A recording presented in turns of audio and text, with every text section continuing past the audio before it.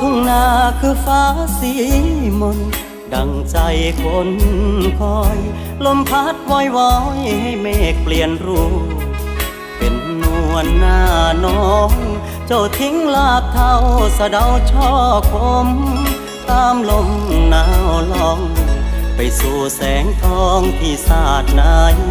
ใจทำงานทางโน้นน้องเป็นไงบ้างส่งข่าวแน่เด้อแสงสีที่เจอพาชีวิตเปลี่ยนไปมากแค่ไหนหลายครั้งเสียงเจ้าอ่อนล้าจนรู้สึกได้หากสู้บ่ไหว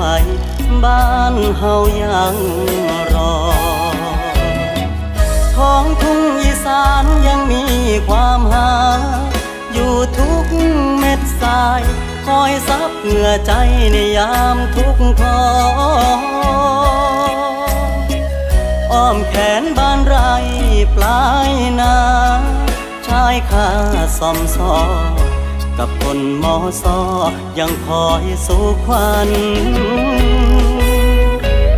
อ้ายยังตั้งตาคอยน้องคืนบ้านเคียงคนอยู่หลัง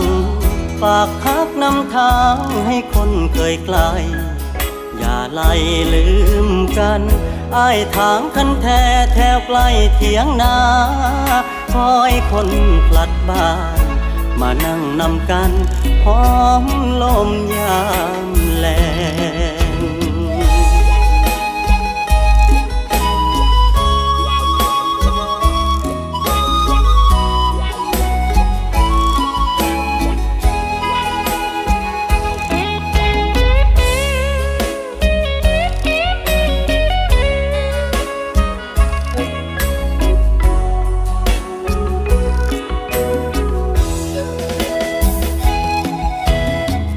ท้องทุ่งอีสานยังมีความหาอยู่ทุก